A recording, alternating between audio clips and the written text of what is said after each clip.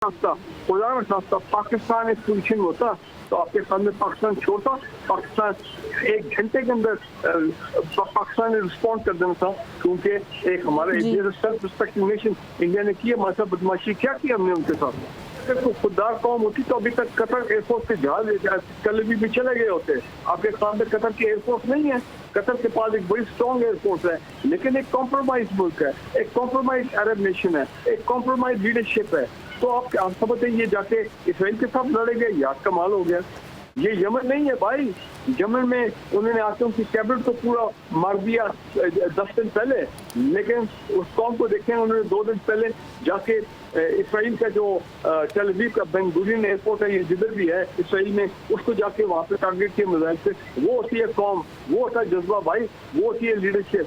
ये कोई नई बात नहीं है, नॉट सरप्राइजिंग एट ऑल। यही काम इन्होंने हिजबुल्लाह के खिलाफ किया था बेरूत में, लेबनान में। यही काम इसराइल ने हमास के खिलाफ किया, हमास के लीडर्स को टारगेट किया तेहरान में, ठीक है ना। और अब वो उन्होंने कतर में किया है। तो ठीक है, वो हमास जो है वो सरेंडर नहीं कर रहा है, जिसकी ये चाहते हैं, जो ट्रम्प भी चाहते हैं कि हमास सरेंडर करे टोटल और बिल्कुल इंसला हो, और गजा शहर का पूरा कंट्रोल इनको हैंड ओवर किया जाए, गजा से तमाम 1 मिलियन जो फलस्तीनी वो वहाँ से निकल जाए। और पिछले 5-6 दिनों में आपने देखा है कि हमास के फौजियों ने के जो फाइटर्स हैं उन्होंने काफ़ी इसराइली फौजर्स हैं उनको मारा है, उनके टैंक जो हैं वो डिस्ट्रॉय किए हैं। तो यकीनन इसराइल जो है वो डिस्टर्ब है। लेकिन बात यह है कि कतर जो है वो उसने रवायती बयान जो है वो जारी किया, उससे ज़्यादा कुछ नहीं होगा। कतर भी अमेरिका का एक बहुत बड़ा स्ट्रॉन्ग रहा है, सेंटकॉम के बेसिस वहाँ पे कतर में है, और कतर में रिकग्नाइज भी किया हुआ है इसराइल को। तो कतर में अगर हमास को टारगेट किया है, इससे कोई इसका इफेक्ट नहीं होगा, कोई रिएक्शन नहीं होगा, सवाई ये रवायती स्टेटमेंट होंगी कतर की तरफ। फारूक अमीर साहब, रिएक्शन होना क्या चाहिए था सर? आपके ख्याल से इस पर कतर को क्या रिएक्शन देना चाहिए था? अगर कोई खुददार कौम होती तो अभी तक कतर एयरफोर्स के जहाज कलबी भी चले गए होते। आपके सामने कतर की एयरफोर्स नहीं है, कतर के पास एक बड़ी स्ट्रॉन्ग एयरफोर्स है, लेकिन एक कॉम्प्रोमाइज मुल्क है, एक कॉम्प्रोमाइज अरब नेशन है, एक कॉम्प्रोमाइज लीडरशिप है। तो आप समझते हैं ये जाके इसराइल के साथ लड़ेंगे, याद कमाल हो गया। ये यमन नहीं है भाई, यमन में उन्होंने आके उनकी कैबिनेट को पूरा मार दिया 10 दिन पहले, लेकिन उस कौम को देखें उन्होंने 2 दिन पहले जाके इसराइल का जो टेल अवीव का बेन गुरियन एयरपोर्ट है, ये जिधर भी है इसराइल में, उसको जाके वहाँ पे टारगेट किया मिसाइल से। वो होती है कौम, वो होता है जज्बा भाई, वो होती है लीडरशिप। ये कॉम्प्रोमाइज लोग हैं, अरब हेड्स ऑफ स्टेट है, क्या आप एक्सपेक्ट करते हैं? फारूक साहब, इंडिकेटर्स तो बहुत सारे दी गई हैं इसराइल की जानिब से। अफगानिस्तान पर हमले की बात की जाए, कतर पर हमले की बात की जाए, इस्लामी ममालिक को, अरब ममालिक को आखिर कब होश आएगा, कब वो सैंक्शंस लगाएंगे इसराइल के खिलाफ? होश नहीं आएगा, कभी सैंक्शन लेंगे, क्योंकि अरब लीडरशिप जो है इस वक्त उनके कई मेजॉरिटी के तो हैं अपने डिप्लोमेटिक रिलेशन अब्राहम अकॉर्ड के साथ, कतर के साथ। तो आप समझते हैं कि वो इनके खिलाफ खड़े होंगे।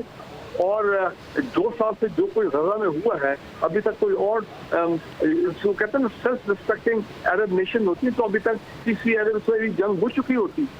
तो 67 में लड़ाई हुई है अरब इसराइली, 73 में हुई है अरब इसराइली, जिसमें पाकिस्तान के पायलट ने हिस्सा लिया था सीरिया की तरफ से। तो भाई वो मिडिल ईस्ट में अब वो लोग ही नहीं है, कॉम्प्रोमाइज लीडरशिप है। तो आप समझते हैं ये जंग करेंगे इसराइल के साथ, कर सकते हैं, इसमें कोई शक नहीं। इनके पास आर्मीज हैं, इनके पास एयर फोर्सेस हैं, सब इनके पास वसाइल हैं, मिलिट्री स्ट्रॉन्ग मिलिट्रीज हैं, मॉडर्न इक्विपमेंट है, लेटेस्ट एयरक्राफ्ट टेक्नोलॉजी, सब कुछ है, लेटेस्ट जहाज है इनके पास, ज्यादातर अमेरिकन ओरिजिन के। लेकिन क्योंकि ये कॉम्प्रोमाइज है और ये कभी अमेरिका और इसराइल के खिलाफ जो है ये ऐसा कदम उठाएंगे नहीं, बस ये मजम्मती स्टेटमेंट होगी। अलबत्ता कॉम्प्रोमाइज ममालिक हैं, लेकिन जब जब रीजनल सोवरेंटी डिस्टर्ब होती रहेगी तो एक वक्त आ नहीं जाएगा कि इसराइल के खिलाफ तमाम ममालिक को स्टैंड लेना पड़ेगा। अगर होना होता तो अभी तक वो क्या 2 साल अगर अरब ममालिक ने अपना साइलेंट स्पेक्टेटर के तौर पे गजा की जेनोसाइड और नस्ल कशी देखी है और एक लफ्ज़ नहीं बोले हैं, तो मुझे आप बताएं कि वो आपके ख्याल में हिम्मत है, जरूरत है कि वो इसराइल के सामने जाएंगे? फारूक हमीद साहब आपसे खुदा न खास्ता पाकिस्तान एक पोजीशन होता तो आपके सामने पाकिस्तान छोड़ता, पाकिस्तान 1 घंटे के अंदर पाकिस्तान ने रिस्पॉन्ड कर देना था, क्योंकि एक हमारा सेल्फ रिस्पेक्टिंग नेशन इंडिया ने की हमारे साथ बदमाशी क्या की हमने उनके साथ, ये होता है, this is how you respond. Farooq Hamid साहब, आप क्या समझते हैं कि इस वाक़े के पस मंज़र में बैनुल-अक़वामी ताकतों का किरदार एक तो किस हद तक अहम है, और दूसरा आलमी बरादरी बिलखसूस अरब ममालिक और अक़वाम मुत्तहिदा का अब इस पर क्या रद्द-ए-अमल होना चाहिए? मैंने फिर कहा मजम्मती बयानात होंगे, यूनाइटेड नेशन से भी आएगा, सेक्रेटरी जनरल से भी आएगा कि बड़ा गलत है, ये है, शायद कोई यूनाइटेड नेशन सिक्योरिटी काउंसिल में कोई वो अपना रेजोल्यूशन आ जाए जिसको अमेरिका वीटो कर देगा। अमेरिका, फ्रांस, बरतानिया, ये सब तो इसराइल के पीछे खड़े हैं, ये बात समझने की कोशिश करें। लेकिन सर, यूएन के एग्जिस्टेंस का फिर क्या फ़ायदा होगा जब भी कोई मजम्मती करारदाद पेश की जाती है, जंगबंदी की बातचीत की जाती है यूएन में ख़ास तौर पे, तो यही 3 मेन ममालिक इसको वीटो कर देते हैं, तो सिचुएशन बेहतरी की जानिब कैसे गामजन होगी फिर?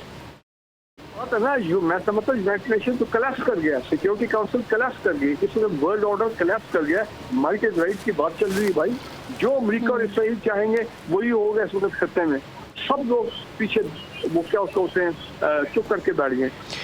ठीक है फारूक हमीद साहब जी, फारूक हमीद साहब ये रहनुमाई फरमाइएगा सर, ये कहिएगा कि इसराइल तो सबको नजर आ रहा है बदमस्त हाथी की तरह जो है वो हर जगह पर वो दरअंदाजी कर रहा है, वो आलमी कवानीन की धज्जियाँ उड़ाता आ रहा है। जो कुछ हमने देखा फ़लस्तीन में, गज़ा में जो कुछ हुआ, ईरान की खिलाफ वर्जी की जा रही है, ईरान के जो बैनुल-अक़वामी कवानीन है उसकी खिलाफ वर्जी की जा रही है, लबनान के अंदर हमले किए जा रहे हैं, अब कतर की बारी भी आ चुकी है। सर, मुस्लिम उम्मा क्या वेट कर रही है, क्या उनकी बारी आए, उन तक भी ये जंग पहुंचे जिसको इसराइल तूल देना चाहता है, जिसको फैलाना चाह रहा है आलमी मंजरनामे पे? देखिए, पहली बात है OIC हो गया या अरब लीग हो गया, ये इम्पोर्टेंट ऑर्गेनाइजेशन है, इनकी कोई हैसियत नहीं रही है, ये भी एक मजम्मत ही बैठेंगे, एक इमरजेंसी सेशन होगा, एक रेजोल्यूशन करके back to business as usual. तो ये देखिए, मेरा नहीं ख्याल है कि इस वक्त जो एक नया वर्ल्ड ऑर्डर आया, देखिए ना, रूस और चीन ने FCO की कॉन्फ्रेंस में क्या किया, मैक्सिमम मजम्मत की है ना, और कहा जी ये होना चाहिए, गजा में ये जंग बंदी होनी चाहिए वगैरह वगैरह। ईरान पे हमला होता है, इसराइल करती है, जब उसको मार पड़ती है ईरान की तरफ से, तो अमेरिका आके उनकी न्यूक्लियर फैसिलिटीज को हमला करके डिस्ट्रॉय कर देते हैं।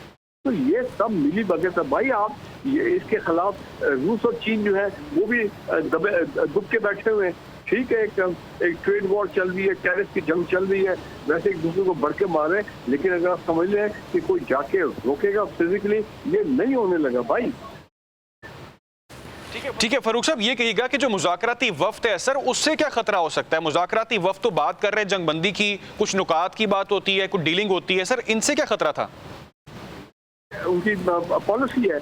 अब वो जिस तरह हमास सरेंडर नहीं कर रहा है, हमास जो है वो हमले उसके कर रहा है इसराइली पे, इसराइली आर्मी के उनके बंदे मार रहा है, तो इन्होंने फिर जारी बात है तैश में आके कहा फिर तुम्हारी ऐसी की तैसी हम तुम्हें मारते हैं, अगर तुम हमारे साथ डील नहीं करोगे तो हम तुमको मार देंगे। उन्हें पता नहीं, खबर नहीं अभी तक निकली कि हमास के लीडर के कितने लोगों की डेथ हुई है, कितने टारगेट किए गए। आ जाएगा रात तक, कल तक वो खबरें भी सारी आउट हो जाएंगी, कौन कौन से हमास लीडर को उन्होंने मारा वहाँ पे।